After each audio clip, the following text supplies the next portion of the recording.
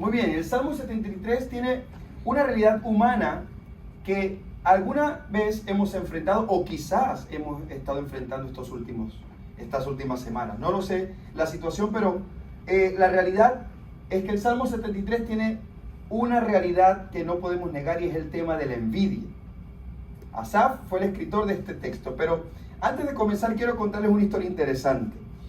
Había una vez dos hermanos que eran soldados.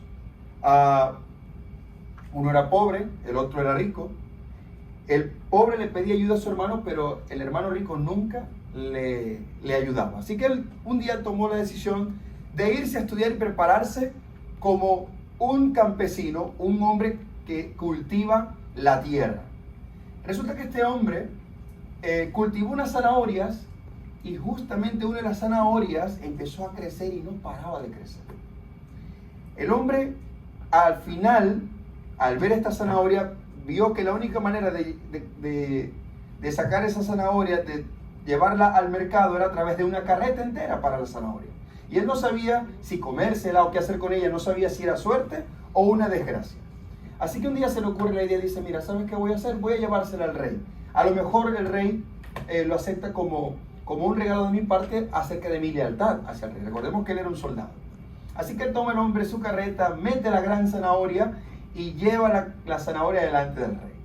Y cuando se presenta ante el rey, le dice, rey, mira, te he traído esta rareza que sirve como mi muestra de lealtad hacia ti. Y el rey se queda sorprendido, hombre, ¿y de dónde has sacado tú esa zanahoria tan grande? ¡Qué gran fortuna! Le dice, no, rey, no sé qué hacer con ella, por eso decidí dártela a ti. Y el rey le dice, ¿y tú quién eres, hombre? Y dice, bueno, yo soy tal, soy soldado tuyo. Y le dice el rey, pero yo no te conocía. Y le dice, sí, lo que pasa es que mi hermano, yo tengo un hermano que es rico y a él sí lo conocen, pero como yo no tengo dinero, a mí nadie me conoce. Y el rey le dice, bueno, mira, debido a esta situación, tuvo compasión, le dice, sabes, tu mala fortuna se acabó. Yo te voy a dar mucho dinero, muchas tierras y muchos bienes por ese regalo que tú me has dado, esta gran zanahoria. El hombre regresó feliz a su casa con estas posesiones. El hermano rico se enteró de aquella situación que pasó con su hermano pobre y no quedándose contento, él dice, oye, pero si el rey le dio a él tantas cosas por una simple zanahoria, ¿cuánto no me dará a mí si yo le llevo a él muchos bienes y muchas riquezas? Así que el hombre tomó dinero, llevó caballos, llevó rebaños y se los presentó al rey. Y le dice, oh rey, mira, te he traído este presente a ti, porque yo también soy leal a ti. Y el rey le dice, hombre, muchísimas gracias, pero ¿qué puedo darte yo a ti a cambio? Pues nada, te voy a dar una gran zanahoria que es una gran rareza. Así que le entregó la zanahoria a su hermano y el pobre hombre se tuvo que ir con su carreta vacía solamente con las zanahorias que su hermano había cultivado. Así que nos damos cuenta de algo interesante, hermanos. La envidia no nos lleva a ningún sitio, sencillamente como eso. Entonces vamos a entrar directamente al texto. El texto, Salmo 73. ¿Qué hay en el santuario? Ese es el título que preparé para hoy, porque el tema principal del Salmo 73 no es el sufrimiento humano nada más, sino lo que hay en el santuario. Vamos a entrar directamente en el texto. Ahí se me fue la mano. Bien, ¿alguien me lo puede leer en voz alta, por favor, esta primera parte del texto? ¿Algún voluntario? Ciertamente es bueno Dios para con Israel, para con los limpios de corazón. En cuanto a mi casa casi se deslizaron mis pies, por poco resbalaron mis pasos, porque tuve envidia de los arrogantes, viendo la prosperidad de los impíos.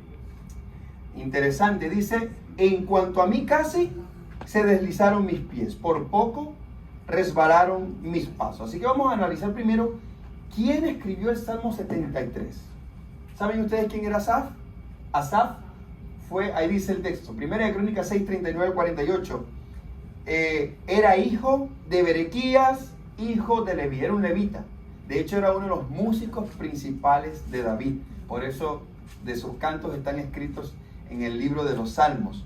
Dice que sus hermanos los levitas fueron puestos sobre todo el ministerio del tabernáculo de la casa de Dios. Él tuvo un gran ministerio en el reino de David, un gran ministerio musical. La pregunta es, ¿qué llevó a Asaf a escribir este salmo? El comentario bíblico adventista dice que este conflicto que Asaf expresa en el libro de los Salmos, en el Salmo 73, es el conflicto que existe en la mente del que observa en esta vida a los impíos que aparentemente prosperan, mientras que a los justos se les persigue. Interesante, ¿no? ¿A cuánto nos ha pasado eso alguna vez por la mente? ¿Es cierto o no es cierto? Bien, ¿qué fue lo que hizo que casi resbalaran los pies de Asaf? Es decir, que casi se apartara de Dios. Es lo que eso significa. ¿Qué fue lo que hizo que se casi resbalara? La envidia, ¿a quién? A los arrogantes, viendo que la prosperidad de los impíos. ¿Qué es la envidia? Deriva del latín invidia. Dos palabras allí compuestas, es una palabra compuesta. In, de ir hacia o hacia algo. Vidia, de ver. Es decir, mirar hacia algo. Pero la definición de la Real Academia Española dice que es tristeza o pesar del bien ajeno. Y la segunda parte es la que más me interesa porque es lo que más ocurre. Emulación, deseo de algo que no se posee. ¿Cómo conocemos eso nosotros en la Biblia? ¿Cómo se conoce ese pecado en los 10 mandamientos? Codicia. Deseo de algo que no se posee, es codiciar. Es decir, Asaf por un momento se vio tentado a codiciar. Pero no codiciar a cualquier persona, sino justamente a los arrogantes y a los malos. ¿Por qué? ¿Qué es un arrogante? Viene del hebreo bajolim y su raíz es halal, que de ahí viene la palabra aleluya, que es alabar. Y significa literalmente jactarse o autoalabarse. Asaf por un momento se descuidó en su vida espiritual y empezó a envidiar a los que se alaban a sí mismos. Y nos puede parecer como algo ilógico siendo un levita, una persona que ministraba en el santuario, una persona que conocía el significado del servicio en el santuario. Esto nos deja una interesante lección. Si apartamos la mirada de Cristo y su labor en el santuario, podemos resbalar o casi resbalar como le pasó a Asaf, ¿cierto? Bien, ¿y qué es la prosperidad según el mundo? ¿Sí, hermana? Tener cosas materiales. Tener cosas materiales, muy bien. Está muy buena esa definición. Mira lo que dice la RAE. La primera definición dice, dicho de una cosa favorable, propicia o venturosa. Es una buena definición. Pero la segunda es la que las personas por lo general toman más en cuenta. ¿Qué es prosperidad en el mundo? ¿Qué es próspero? ¿Qué es una persona próspera? Dicho de una persona, de una cosa que tiene éxito, ¿qué? Económico. Muchas veces las personas se nos acercan y nos preguntan cómo nos va, y a menos que le digamos que tenemos buenos bienes, tenemos una familia numerosa, un buen trabajo, una buena casa, difícilmente pensarán que somos prósperos, ¿sí o no? Porque para el mundo la prosperidad tiene que ver con lo material. Para el mundo la prosperidad es tener mucho dinero, ganarse la lotería, ¿cierto? ¿Cuántos han jugado la lotería alguna vez? ¿Ninguno? Amén, bueno, yo tampoco lo he jugado. Pero bueno, aquí hay muchos santos, eso es muy bueno. Bien, también la riqueza es tener muchos bienes, una gran cuenta en el banco, una buena casa, unas buenas propiedades y también pasar unas maravillosas vacaciones en las islas del Caribe, o para los que nos gusta más ser más exquisitos, como decimos en Venezuela, unas vacaciones en Tahití, yo qué sé. Para eso el mundo es lo que considera una verdadera prosperidad. Vamos a avanzar en el texto porque hay más. Fíjense lo que dice el Salmo 73. Miren lo que pensaba Asaf. Porque él pensaba, dice, porque no tienen congojas, ¿por qué? Por su muerte, porque su vigor está entero. No pasan trabajo como los otros mortales, ni son azotados como los demás hombres.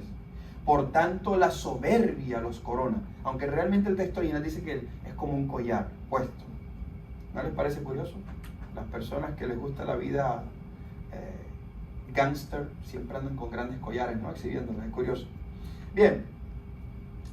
Se cubren de vestido de violencia, los ojos se les saltan de gordura, logran con creces los antojos del corazón, se mofan y hablan con maldad para hacer violencia, hablan con altanería, ponen su boca contra el cielo y su lengua pasea la tierra. A esta clase de hombres Asaf llevó envidia. Pero puede ser nuestra experiencia también.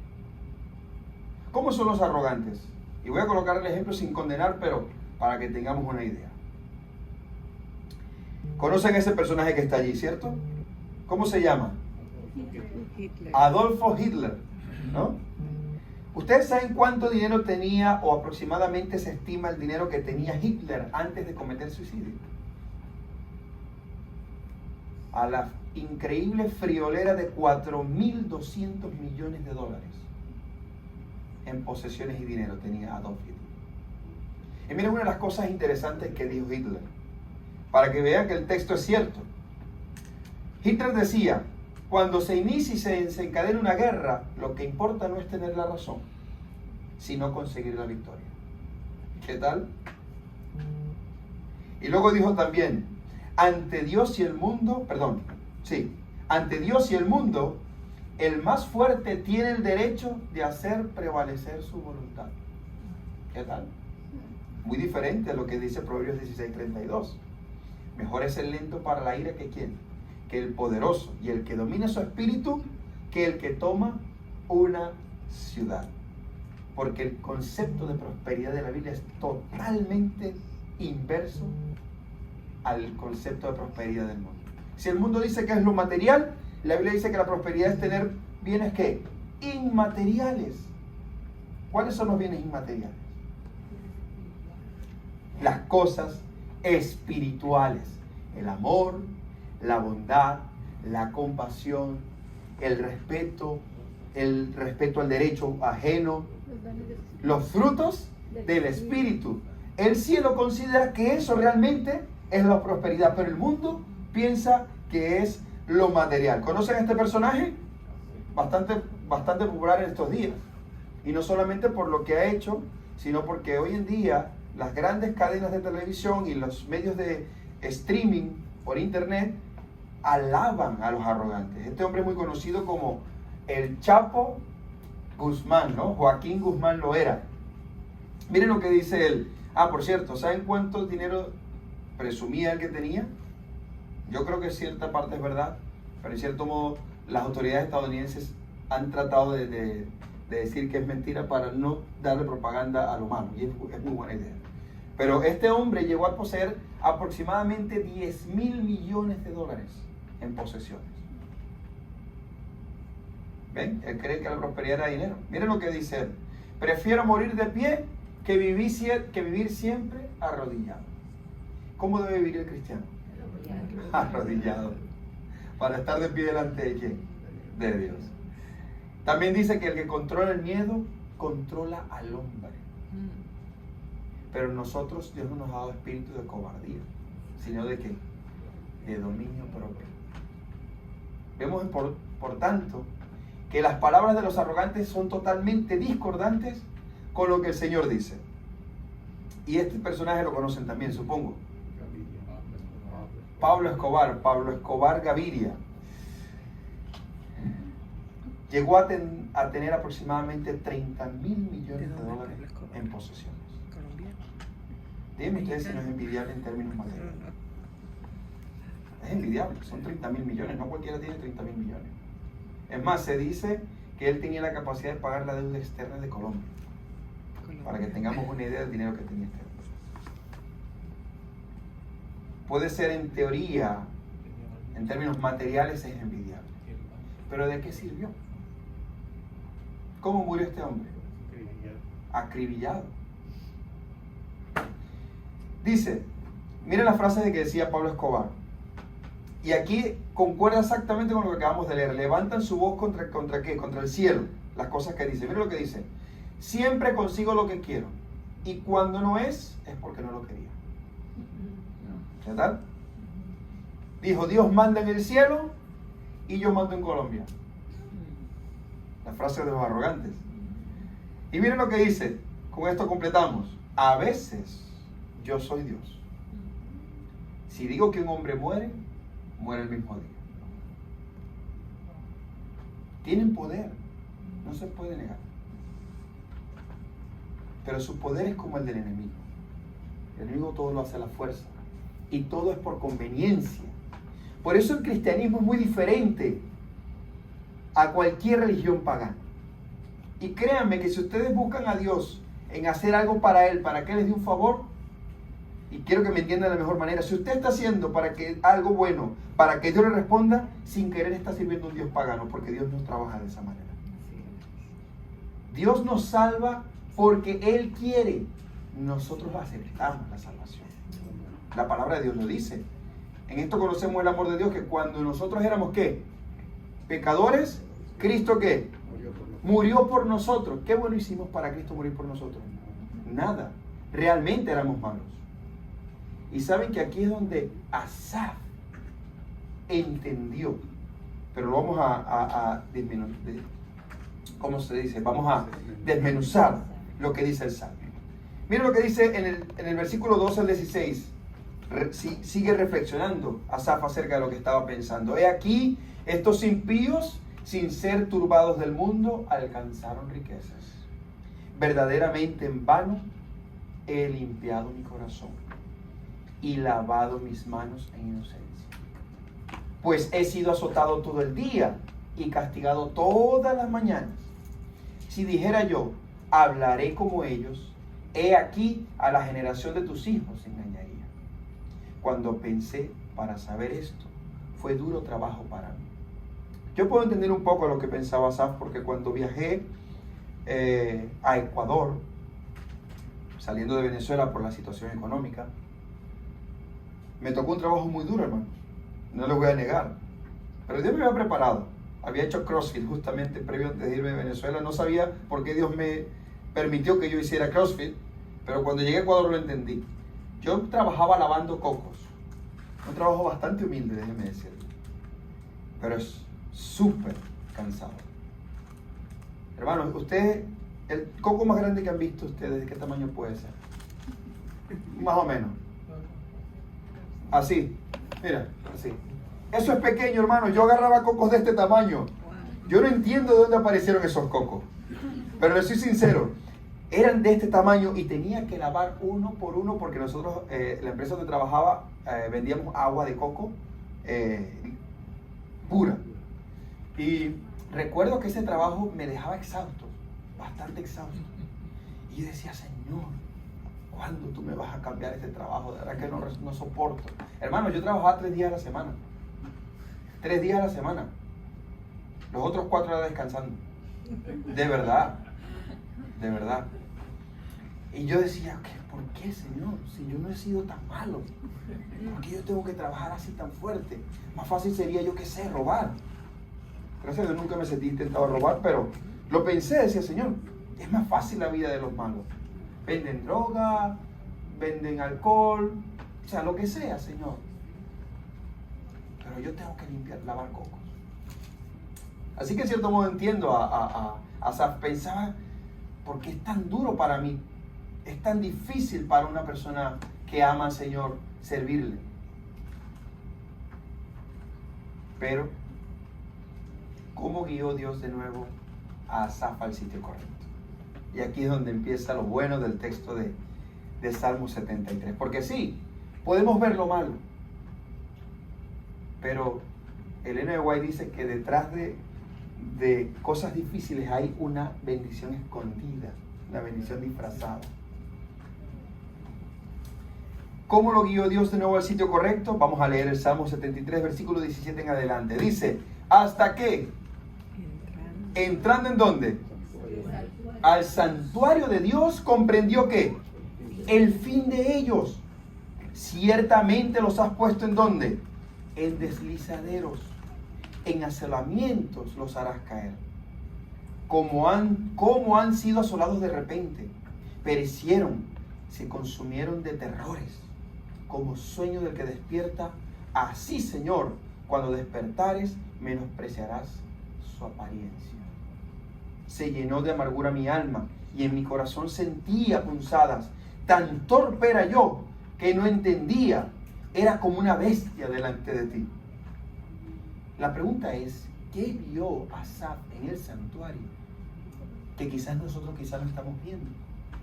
que quizás nosotros no estamos viendo. Juicio. Pero vamos un poco más allá. Porque el santuario no es solamente juicio. ¿Qué había en el santuario? ¿Ven bien ahí la imagen? Todo el plan de salvación. El plan de salvación. Muchísimas gracias, hermano Hilmer. No es solamente juicio. Dios va a hacer juicio, sí. Pero el principal objetivo de Dios, ¿cuál es? Salvar. Dios quiere salvar, pero Dios no obliga a nadie. Y por eso Asaf se lamenta por los malos. Porque el malo se puede salvar. Pero como siguen en su camino, están delante de un deslizadero. Miren, en este santuario, vamos a descifrar un poco el santuario. ¿Algunos de ustedes conocen bien cómo era el servicio del santuario? Amén. Hay una par de manos levantadas, pero vamos a tratar de ir poco a poco, pero a la vez rápido, porque el tiempo se agota rápidamente, a saber qué es lo que ocurría en el santuario. Como pueden ver, aquí está el santuario terrenal. Era simplemente una maqueta de lo que hay realmente ahí arriba en el cielo. Vemos aquí una cortina que cubre el atrio exterior del santuario, y en ese atrio exterior vemos un altar de ¿qué? El altar del sacrificio, donde se recibía la ofrenda. Luego tenemos el lavacro, luego tenemos el lugar santo. En el lugar santo tenemos, en el lado sur tenemos el candelabro, y en el lado norte tenemos la mesa de la proposición, los panes de la proposición. Luego tenemos hacia el lado oeste del lugar santo, tenemos el altar del incienso, y hay un velo que divide el lugar santo del santísimo, y en el santísimo tenemos el arca del pacto. ¿Vale? Perfecto. Vamos entonces a ir poco a poco a entrar al santuario. Lo primero que Asaf veía cuando entraba al santuario era el altar del sacrificio. Es lo primero que veía Asaf cuando entraba. Y el sacrificio representa una cosa muy importante. ¿Qué representa el altar de sacrificio? ¿Qué? ¿Cristo qué? Sacrificado. Cristo crucificado. Lo primero que ve Asaf cuando entraba al santuario, recordemos que Asaf era un levita, él conocía bien lo que significaba cada cosa. Lo primero que veía era el perdón. Asaf también era pecador y podía llegar a ser tan malo como los arrogantes que le envidiaban. Pero en el santuario de Dios, lo primero que encontraba al entrar era el perdón. Miren lo que dice aquí Miqueas capítulo 7, versículo 18 al 19. Y esto me imagino que era un pensamiento muy arraigado en el pensamiento levita. ¿Qué Dios hay como tú, que perdona la iniquidad y olvida el pecado del remanente de su heredad? No retiene para siempre su enojo, porque se deleita en misericordia. Él volverá a tener misericordia de nosotros. Así que lo primero que miraba Asaf al entrar al santuario era el sacrificio por el cual a través Dios perdonaba a su pueblo. Y los arrogantes no eran así. Los malos no tenían, los impíos no tenían ese perdón. ¿Por qué? Porque no entraban al santuario. Por eso Asaf se sentía como una bestia. Lo primero que veía Asaf era el perdón de Dios. Luego, después del sacrificio, del sacrificio, vemos ahora el lavacro. El lavacro está reflejado ahí en el libro de Éxodo, capítulo 30, del 17 al 21. Y Dios les habla acerca de colocar un lavacro donde se lavaran las manos y los pies. ¿Para qué? ¿Para pasar a dónde? Al lugar santo. Ahora, ¿qué representa el lavacro? La resurrección y la renovación. Y el bautismo. Muy bien, gracias Jacob. El bautismo. Cuando el sacerdote hacía el sacrificio, ofrecía, sus manos quedaban ¿qué? ¿Llenas de qué? De sangre. Y sus pies estaban llenos de polvo por el atrio exterior. Entonces él iba al lavacro y lavaba sus manos. Eso es interesante. ¿Se acuerdan que Jesús, cuando resucitó y María Magdalena va a abrazarlo, qué le dice él? No me toques, que qué, aún no he ido a mi Padre. ¿Y dónde estaba su Padre? En el cielo, en el santuario. Y especialmente en el lugar santo. Y ya lo vamos a ver. Y además, la palabra de Dios dice en Efesios que Cristo amó su iglesia y se entregó a sí mismo por ella para santificarla, habiéndola purificado en el lavamiento del agua por la palabra. Así que la segunda cosa que veía Asaf interesante era que Dios lavaba su vida.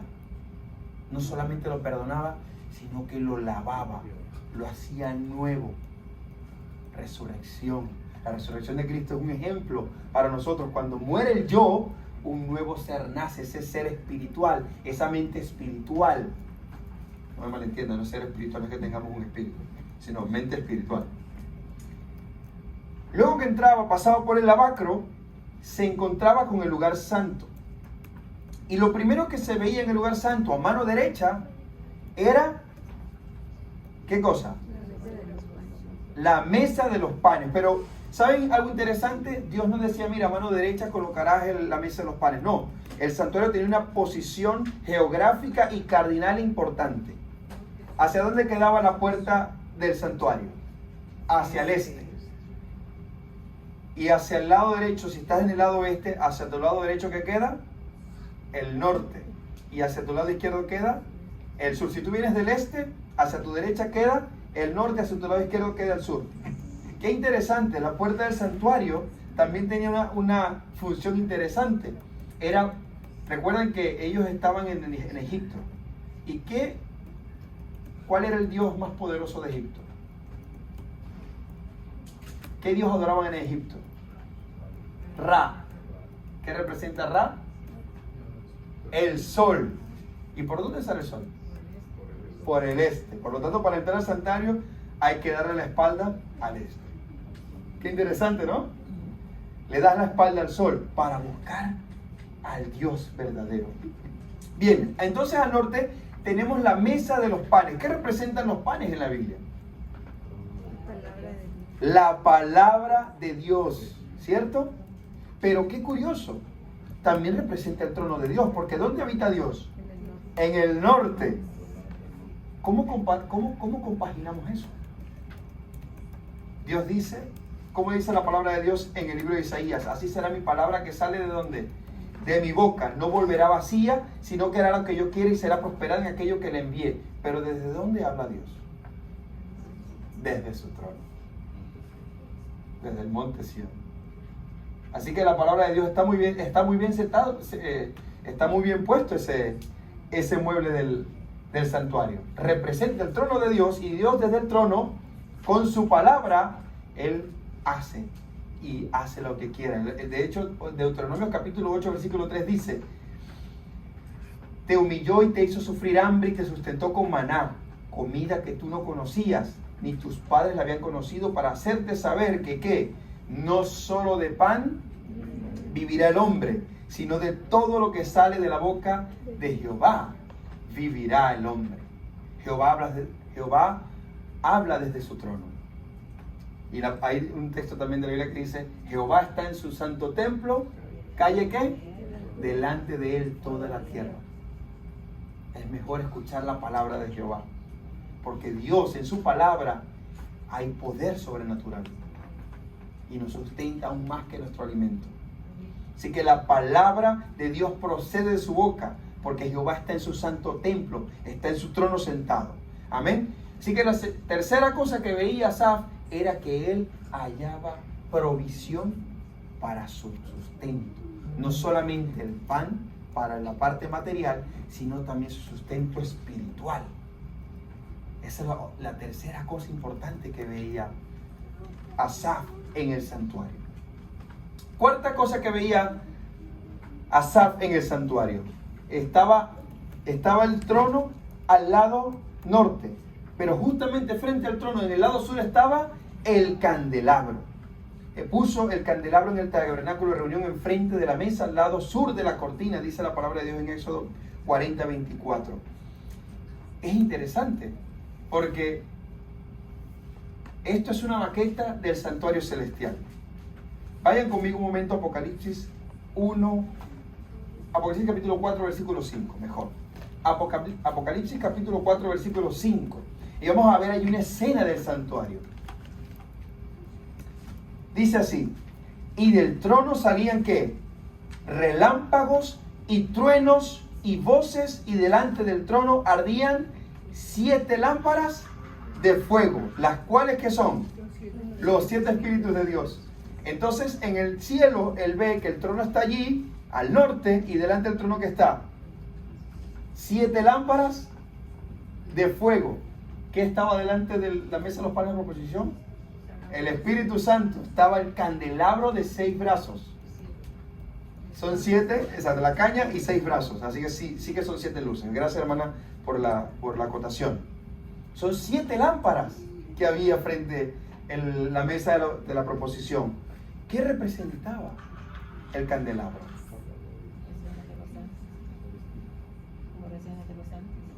Cerca, pero no es exactamente eso. 7 periodos de la iglesia. El Espíritu Santo. De hecho, había una orden de que esa lámpara, ¿cómo debía estar? Siempre encendida, porque representa al Espíritu Santo. El Espíritu Santo siempre ha estado con nosotros. No ha habido un momento en la historia donde nos haya abandonado. Y eso lo miraba Asaf. La luz de Dios resplandecía para su pueblo. Y ellos tenían que ser una nación que santa, escogida para el Señor, para que el mundo viera. ¿Qué le dijo Dios a Abraham cuando le hizo la promesa? A través de tu descendencia, ¿quién será bendito? ¿Solamente Israel? Toda la tierra. Y eso lo sabía Asaf, porque Asaf era levita. Nunca se olviden que Asaf era levita. Si había un grupo del pueblo de Israel que sabía específicamente el significado de lo que ocurría en el santuario, esos eran los levitas. Y Asaf lo sabía. Así que Asaf veía de que Dios estaba con su pueblo y los había hecho un grupo, un pueblo especial. Quinta cosa importante que vio Asaf era el altar del incienso. ¿Qué representa el altar del incienso? Las oraciones de los santos. Fíjense algo interesante. La palabra de Dios en el libro de Apocalipsis, capítulo 8, versículo 3 dice: otro ángel vino y se paró ante el altar con un incensario de oro, y se le dio mucho incienso para añadirlo ¿a qué? A las oraciones de todos los santos sobre el altar de oro que estaba delante de ¿qué? Del trono de Dios. Por supuesto, en este capítulo de Apocalipsis hay otra escena específica donde ya el trono de Dios no está en el lugar santo donde está la mesa de la proposición, sino que ahora está en el lugar ¿qué? Santísimo. Y el altar del incienso estaba justo delante del lugar santísimo, donde ahora Dios en ese momento profético está su trono. Amén. Así que una cosa interesante es que Asaf se dio cuenta de que en el lugar santo ellos podían orar cara a cara delante de Dios.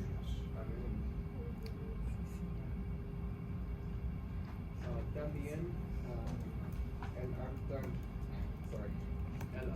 de incienso representa, ¿cómo se dice? Intercessory ministry. Oración intercesora, ¿sí? Ministerio intercesor de Cristo. Veía que Dios preparó un ministerio para interceder por su pueblo. ¿Saben cómo eran los dioses paganos en aquel entonces? Pedían cosas a cambio. Y entre ellos, el peor de todos era Moloch. ¿Qué pedía Moloch? Los hijos. ¿Y los pasaban por dónde? Por fuego. ¿Ustedes se imaginan eso? Dios no es así. Y Asaf se dio cuenta. Dios no nos pide quemar a nuestros hijos, nos dice que quememos incienso. ¡Qué fácil! Es fácil. Es lo que Él pide. Y finalmente llegamos al arca del pacto. ¿Cuántas veces podían entrar al lugar santísimo? Una vez al año. Una vez al año. ¿Y podían entrar todos los sacerdotes? No. ¿Quién? El sumo sacerdote. ¿Qué ocurría el día del Yom Kippur? Expiación, muy bien, había que afligir sus almas, pero había expiación. ¿Saben qué significa expiación? Perdón completo. Gracias, hermana. Perdón completo. Asaf sabía que Dios es un Dios que no miente. Y déjenme decirle que en este caso, en este paso fallamos mucho los cristianos. Cuando Dios perdona, no se acuerda de ellos. ¿Ustedes creen que de verdad Dios se acuerda? No se acuerda. Porque Dios no miente. Si Dios te dice a ti que eso lo tira al fondo del mar, es porque no te lo carga más a tu cuenta. Nótese que es que no se olvida del todo. Él se va a olvidar de todo, pero ya no lo carga a tu cuenta. Y a veces nos pasa que estamos orando y caemos en un pecado y volvemos a caer y volvemos a caer, y entonces todos los días vamos. A veces de repente ya no caemos, pero le pedimos al Señor perdón por el mismo pecado, y Dios dice, ¿qué? ¿Qué me estás hablando? Solo si vuelves a caer es que te vuelve a escuchar, pero si tú no has vuelto a caer, te va a decir, ¿qué? ¿Cuándo pasó eso? No me acuerdo. ¿No es bonito saber eso? Que Dios verdaderamente perdona, no como nosotros. Nosotros sí nos acordamos. Cuando mi esposa me hace algo mal, yo me acuerdo. Y le digo, Señor, por favor. Y les aseguro que si yo hago algo malo a mi esposa, ella se va a acordar, y muy bien. Porque ese es el problema que tenemos los seres humanos. Nos acordamos de los pecados de los demás. Pero Dios no es así. Y Asaf lo sabía. Él sabía que a una vez al año, Dios decía, mira, a ustedes no me deben nada. Todo va cargado a la cuenta de Satanás. Además, el arca del pacto representaba algo importante. No solamente era que entraban al lugar santísimo una vez al año, sino que, ¿qué representaba especialmente el arca del pacto? La presencia de Dios en medio de su pueblo. Josué 3:17 dice que los sacerdotes llevaban el arca del pacto de Jehová para cruzar el río Jordán. ¿Y cruzaron cómo? En seco. Estuvieron firmes allí en medio del Jordán hasta que todo el pueblo hubo acabado de pasar el Jordán, y todo Israel pasó en seco. Cuando tú permites que Dios habite en tu corazón, podrás pasar en medio de las aguas de este mundo y vas a pasar en seco. Porque Dios está en medio de ti y está en medio de mí. Y Asaf sabía esto. ¿Con cuánta razón Asaf se sintió como una bestia delante de Dios? De quejarse por ver que los malos prosperaban. Y por eso entendió el fin de ellos. Finalmente, ¿en quién puso su confianza Asaf? En Dios. Vamos a leer el versículo como lo dice. ¿A quién tengo yo en los cielos sino a quién? A ti, y fuera de ti nada deseo en la tierra. Mi carne y mi corazón desfallecen, mas la roca de mi corazón y mi porción es Dios para siempre. Él sabía que aunque estos hombres hicieran todo aquello, toda aquella maldad, no iban a estar satisfechos en su corazón.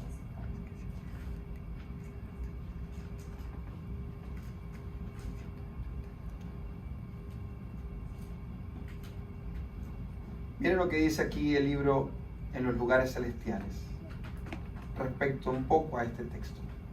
¿A quién tengo yo en los cielos sino a ti? Fuera de ti nada deseo en la tierra. El alma que mantiene encendido el amor de Cristo está llena de libertad, de luz y gozo en Cristo. En un alma tal no hay pensamientos divididos. El hombre entero desea ardientemente a Dios.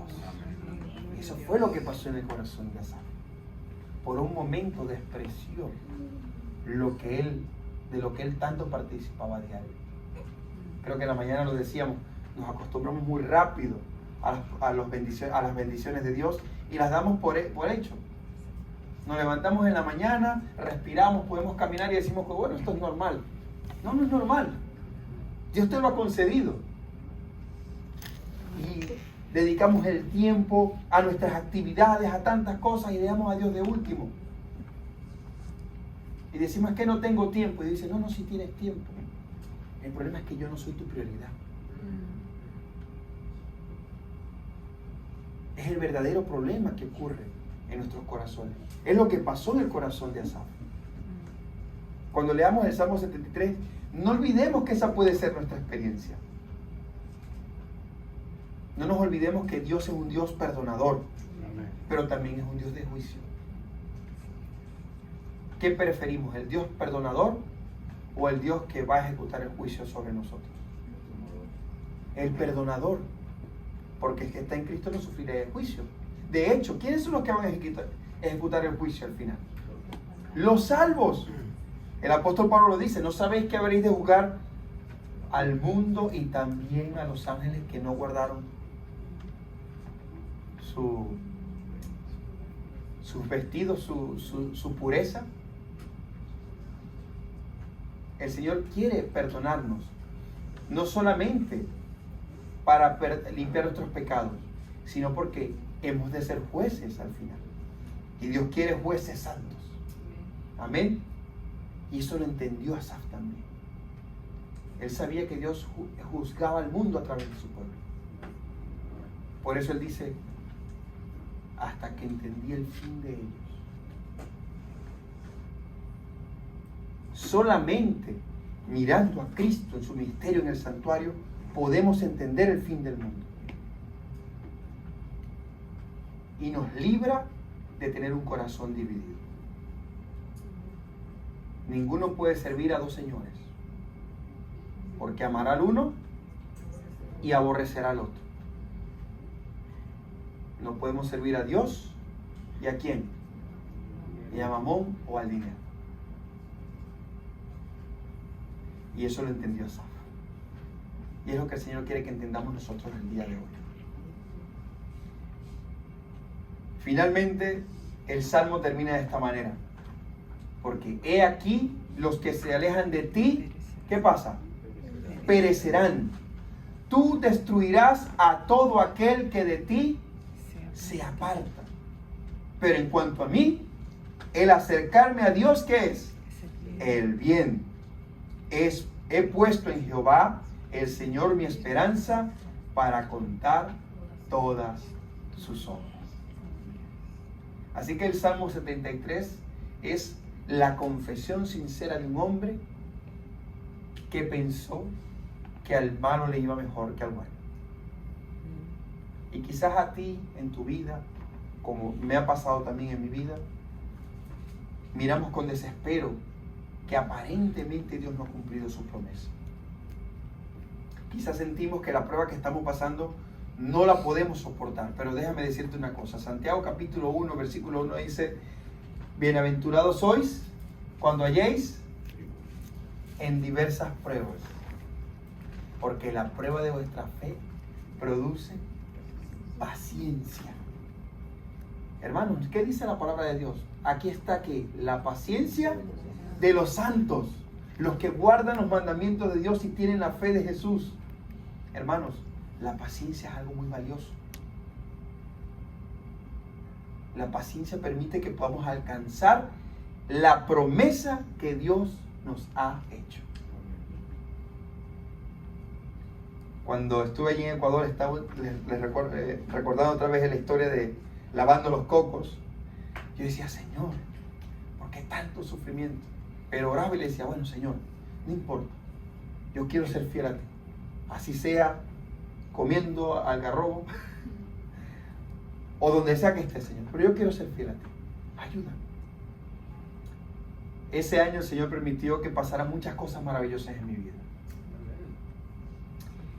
Finalmente, al final de ese año, finalizando el año que estuve viviendo allí en Ecuador, Dios me permitió viajar a España. Y en España estuve otro año, pero esta vez sin trabajar. Ya no era ni siquiera lavando cocos, sino sin trabajar, no tenía dinero. Simplemente mi padre era el que desde aquí me echaba una manito allí, para por lo menos subsistir, estar viviendo en un sitio. Y muchas veces el pensamiento me atormentaba y decía, Señor, pero ¿por qué? Porque hay gente que yo he visto que llega aquí y no le importa las cosas de tu palabra, gente, incluso gente de la iglesia, que no tengo el derecho de juzgar, simplemente eran cosas que pasaban en mi mente. Dice, Señor, ¿cómo hay gente que viene y dice que cree en ti y no les importa trabajar en sábado y no les importa, yo qué sé, vender alcohol? No les importa nada, Señor. Y yo que trato de no faltar el sábado, yo que, ¿por qué, Señor, no me tienes sin trabajo? Y el Señor me dijo, calma, espera. Me costó, hermano. Porque hasta a veces los seres cercanos a algunos me decían, ¿no será que tienes algo escondido? Y yo decía, Señor, ¿pero qué he escondido yo? Yo no lo sé. Nos puede pasar como Job, hermanos. Pero no desmayemos. No significa que porque alguien quizás tiene una idea, como pasó con los amigos de Job, ¿no? Los juzgaron a él. Job no les deseó ningún mal tampoco. No caigamos en ese error tampoco. Pero hay que tener paciencia. Y dice, hermanos, Dios me bendijo con muchas cosas. A final del año, el primer año allí sin trabajo, me llegó finalmente mi permiso de trabajo. De hecho, una última prueba, justamente una semana antes de tener mi permiso de trabajo, me llegó una oferta y una entrevista, una empresa norteamericana. Fui, hice la entrevista, me hicieron entrevista en varios idiomas, me hicieron una prueba en la computadora, yo soy ingeniero en sistemas, y salió perfecto. Y me dijo el hombre que me abrió la puerta para ir a hacer la entrevista, me dice, estás excelente, eres el único que ha pasado de todos los que han venido para acá a la entrevista. Y yo por dentro, Señor, esta es la oportunidad, Señor, qué bueno. A la semana me dice, ¿tienes el permiso? Pero la entrevista fue 2 semanas antes de que me llegara el permiso. A la semana me dice, ¿ya tienes el permiso? Y digo, no, me llega en 1 semana. Me dice, lo siento mucho, Eduardo. Ya cerraron el proceso. Sin el permiso no puedes trabajar. Yo decía, Señor, ¿pero por qué? ¿Por qué todo estaba tan bien? Yo soporté todo lo que tú querías que soportara. Y Dios me dijo, tranquilo, espera, que te viene una buena. ¿Cuál era la buena? Trabajar en un área donde nunca en mi vida me había desempeñado. Usando, ¿saben qué es una radial? Un esmeril. Esas cortadoras de concreto. Hermano, ese fue mi trabajo durante 4 años seguidos en España. Un trabajo muy duro. Muy, muy duro. Con un entorno bastante hostil en cierto modo, porque donde Dios no está en los corazones de las personas, ¿cómo son las personas? Impacientes y duras. Y yo pasé por esa prueba, hermanos, pero Santiago me ayudó. Bienaventurados sois cuando estéis por diversas pruebas. Hermanos, efectivamente, no solamente eso, Dios me dio un trabajo que luego, les digo, me sentí tan bendecido, porque Dios trabajó lo más duro de mi corazón, que era mi carácter. Pero Dios me preparó de tal manera que también en esos mismos años me permitió conocer a mi linda esposa. Dios me trajo todo, mis hermanos. Y la envidia que casi me hace resbalar se fue a un lado. Entendí lo que Cristo estaba haciendo en mi corazón.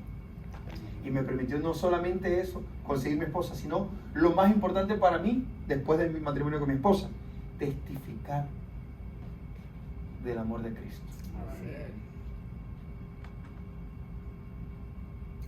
Hermanos, no hay nada tan hermoso como testificar de Cristo.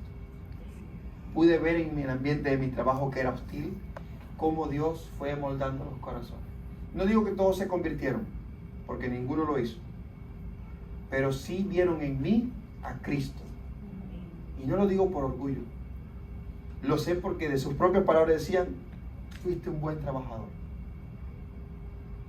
aprendiste muchas cosas aquí, llegaste siendo un flojo, pero te vas yendo siendo un buen trabajador. Hermano, eso es muy bueno. Parece que no, pero exacto, puse la semilla. Si nosotros colocamos nuestra colaboración en manos de Cristo, Dios puede hacer grandes maravillas. Y tuve la oportunidad de entregar a cada uno de mis compañeros un camino a Cristo. Y puede parecer algo muy sencillo, hermanos, pero el europeo no es muy común que entregue un libro, que que te reciba un libro cristiano. Es muy difícil. Aquí en Estados Unidos yo digo, Señor, qué bendición, en cierto modo, que te abren la puerta. Al menos no te tratan mal, allá no esperes eso. Hay mucha falta de Dios en Europa también. Y Dios me permitió tener esa bendición, compartir, porque Dios me ayudó a entender como Asaf. Eduardo, ellos no tienen lo que tú tienes. Tú tienes un Dios que perdona. No solo un Dios que perdona, sino también que te lava. Y no solamente que te lava, sino que te da el alimento espiritual cada día. No solamente da el alimento espiritual cada día, te da el Santo Espíritu para que brilles delante del mundo. Y cuando tengas dificultades puedes acercarte delante del trono y recibir perdón. Porque Cristo te escucha. Ellos no lo tienen. Y es cierto. El mundo está lleno de personas que no tienen esperanza. Y nosotros muchas veces enfocados en nuestras propias necesidades, en nuestras propias quejas, nuestra propia lloradera, como decimos en Venezuela, y no nos damos cuenta que hay al lado de un mundo que perece. Cuán valioso hubiera sido para el Señor que un cristiano se hubiese acercado a Hitler y predicarle acerca de la verdad. Y Hitler, aunque se hubiese alcanzado la salvación en el último momento de su vida. O alguien que se hubiese acercado a Pablo Escobar y le hubiese dado la palabra de verdad y se hubiese salvado a Pablo Escobar, aunque no lo sabemos. Dios tiene la última palabra. El mundo perece porque nosotros todavía estamos delante de Dios quejándonos por nuestra necesidad, llorando porque nos falta el pan del día de hoy, y a veces estamos hasta demasiado, ¿no? Nos quejamos de nada. Y el mundo que necesita urgentemente de Dios, no somos capaces de darle el pan espiritual. Porque nos pasa como Asaf. Pero lo bonito del texto del Salmo 73 no es que termine en desesperación, sino en gozo, en alegría, hermanos. Y con esto quiero terminar. Es normal sentirse tentado a dudar de Dios cuando vemos que el malo aparentemente le va bien. Es normal. No nos sintamos indignos delante del Señor sentirnos así. El Señor entiende esa injusticia. Incluso Jesús, cuando estuvo en esta tierra, lo pudo ver con sus propios ojos. Cómo el malo le prosperaba y a los pobres los pisaban más. Segunda lección de hoy: con la envidia no ganamos nada, solamente perdemos. Como la historia de este hombre que quería obtener algún beneficio del rey y que se llevó al final la zanahoria de su hermano. Y finalmente necesitamos urgentemente que Dios habite en medio de nuestros corazones. Asaf entendió que el santuario no era solamente un espacio donde él poder entrar, sino que era lo que Dios quería era habitar en nuestro corazón, en su corazón. Hermanos, y es una realidad. Cuando Dios habita en nuestros corazones, da igual si vivimos bajo un puente. Da igual si caminamos descalzos. Lo único que importa es tener a Dios en nuestros corazones. Y eso fue lo que llenó el corazón de Asaf. Si tú sientes esa necesidad de que Dios habite en tu corazón sinceramente, con poder, yo te invito a que te coloques de pie. Si escuchas ese llamado. Porque el Señor es nuestra esperanza. Y cuando Dios hace esa obra en nosotros, no tenemos otra opción sino de contar sus grandes maravillas, las obras, como dice Asaf allí en el Salmo, como termina ese hermoso Salmo. Querido Señor, no tenemos nada que ofrecerte. No somos tan siquiera dignos, Señor, de recibir lo que tú nos das. Perdónanos porque muchas veces nos quejamos. Perdónanos porque muchas veces no tomamos en serio, Señor, el ministerio que haces tú en el cielo por nosotros. Perdónanos porque ni siquiera somos capaces de ver la necesidad que hay en el mundo de tu palabra. Vivimos completamente, Señor, una vida de quejas, de lloraderas. Señor, perdónanos. Permite que podamos verte en el santuario como lo logró ver Asaf, Señor. Y que tengamos esa esperanza viva en nuestros corazones. Y brindarle al mundo el pan de vida que es Cristo Jesús. Gracias por tu maravilla, Señor, por poder estar con nosotros en tu día santo.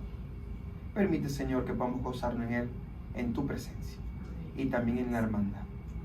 Son bendiciones que pedimos, no porque haya mérito en nosotros, sino los méritos de tu amado Cristo Jesús. Amén. Dios les bendiga.